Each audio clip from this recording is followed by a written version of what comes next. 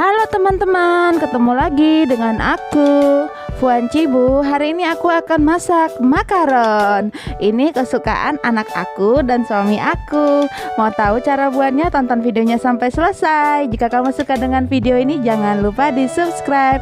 Happy watching guys. Sebenarnya dalam pembuatan makarons ini susah gampang teman-teman, karena bahan yang dibutuhkan itu cuma 4. Tapi yang terpenting adalah teknik dalam pembuatan makarons. Simak dan tonton videonya sampai habis agar kamu tahu step by step cara membuatnya.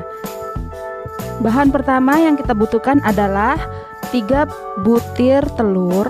Di sini saya ambil putihnya, dan nanti ini akan kita mixer dengan kecepatan tinggi.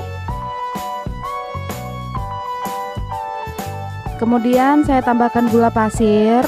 Kalau bisa gula pasirnya yang butiran kecil ya teman-teman. Saya mixer dengan kecepatan tinggi sampai bentuknya seperti ini.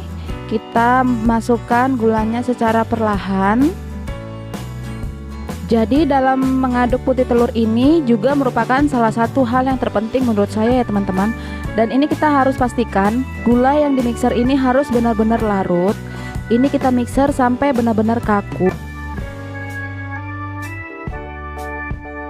Setelah seperti ini kita matikan mixernya.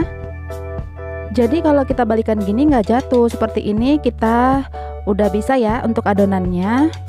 Sekarang kita buat adonan yang kedua. Kita masukkan gula halus, kemudian tepung almond. Di sini gula halus sama tepung almondnya terlebih dahulu kita blender terlebih dahulu, lalu kita saring. Terus saya akan tambahkan sedikit garam.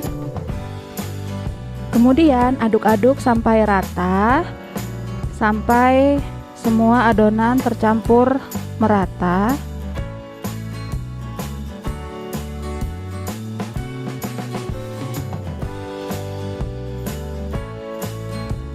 Jika sudah tercampur merata, langkah selanjutnya kita mengaduk sampai semua tercampur. Kita masukkan putih telur tadi ke dalam adonan kedua.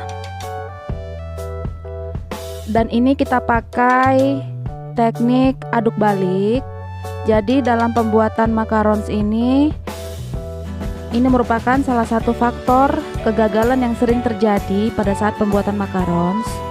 Jadi di sini kalian bisa lihat bagaimana saya mengaduknya. Ini saya mengaduknya perlahan seperti ini. Karena di tahap pengadukan ini kita harus tahu kapan kita berhenti mengaduknya. Jangan sampai kita mengaduknya berlebihan ataupun bahannya kurang. Di sini campuran putih telurnya saya masukkan secara bertahap ya teman-teman. Dan saya sarankan kalian mengecek konsistensi adonannya setiap 3-4 kali folding. Kita aduk terus adonannya sampai merata.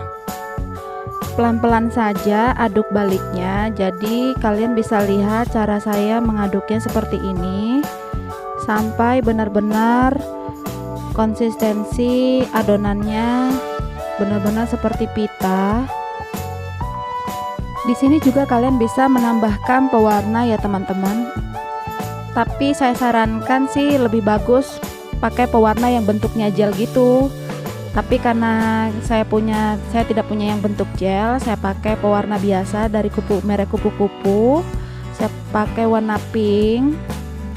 Kasihnya sedikit demi sedikit aja, terus kita aduk lagi sampai adonannya tercampur merata.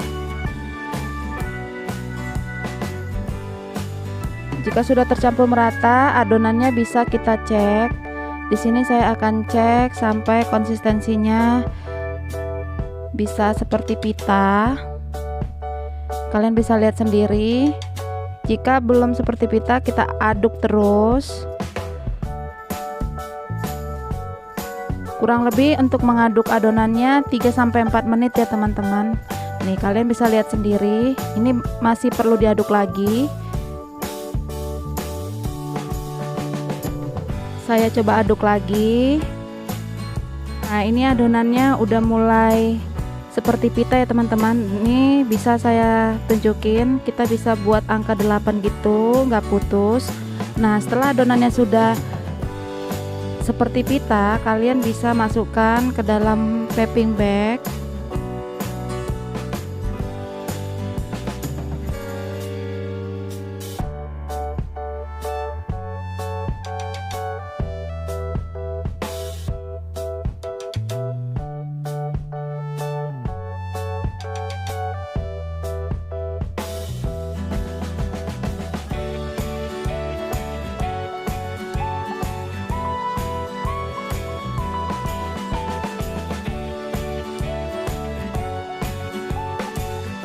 Lalu kita cetak ya teman-teman. Jika kalian tidak punya cetakan seperti ini, bisa memakai baking paper ya.